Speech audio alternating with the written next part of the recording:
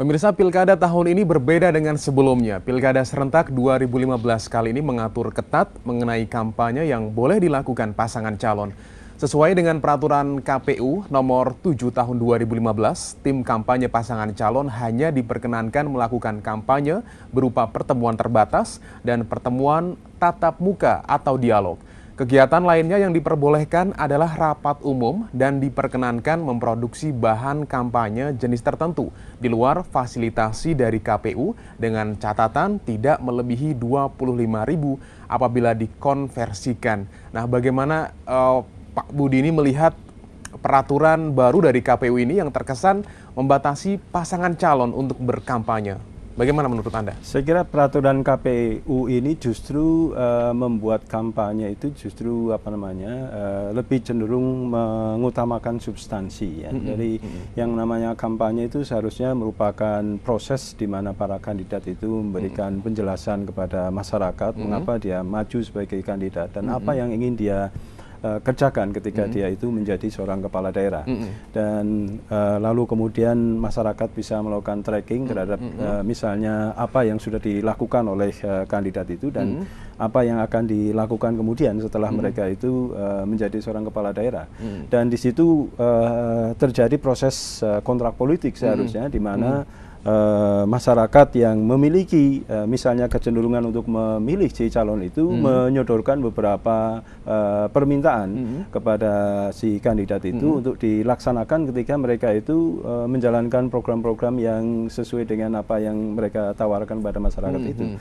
Dan kalau perlu terjadi binding di mana kalau misalnya si kandidat ini melanggar terhadap janji-janji yang disampaikan kepada masyarakat, masyarakat bisa melakukan tuntutan baik itu yang sifatnya administratif mungkin juga perdata atau bahkan pidana ya sehingga kemudian kampanye itu tidak seperti pada masa lalu di mana kandidat itu misalnya hanya mendatangkan penyanyi dangdut terus kemudian ada hura-hura lalu pakai knalpot bising itu keliling kota dan itu tidak menghasilkan satu hubungan yang sifatnya itu timbal balik antara si kandidat dengan masyarakat.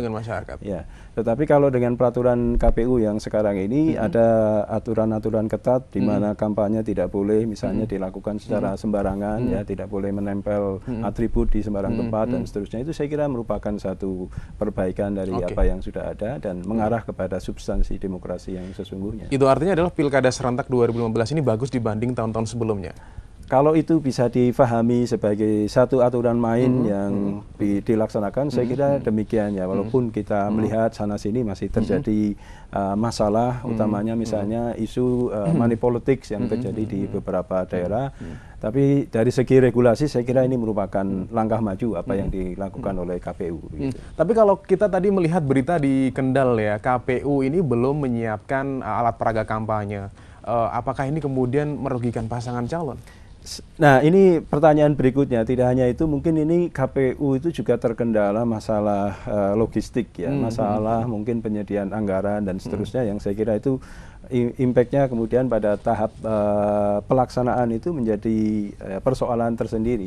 Tentu saja itu akan merugikan bagi para kandidat kalau mereka tidak mengantisipasi hal itu melalui cara mereka sendiri. Jadi sehingga saya kira mereka tetap harus memiliki inisiatif untuk melakukan sosialisasi dan kampanye secara efektif itu.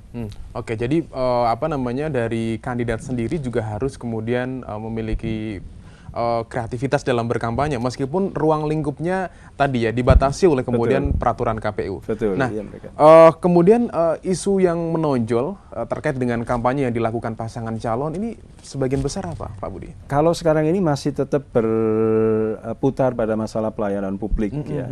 Dari beberapa penelitian yang kita lakukan, masyarakat masih banyak dikecewakan oleh pelayanan publik di daerah, di dalam kesehatan, pendidikan dan seterusnya. Dan yang kedua yang paling menonjol itu persoalan infrastruktur. Sehingga kalau para kandidat itu bisa mempertajam janji-janji mereka pada segmen pelayanan publik yang baik dan juga penyediaan infrastruktur yang bisa diandalkan, saya kira mereka akan bisa mendapatkan banyak dukungan dari masyarakat. Oke, terakhir 1 menit ya, masyarakat supaya tidak salah pilih harusnya seperti apa?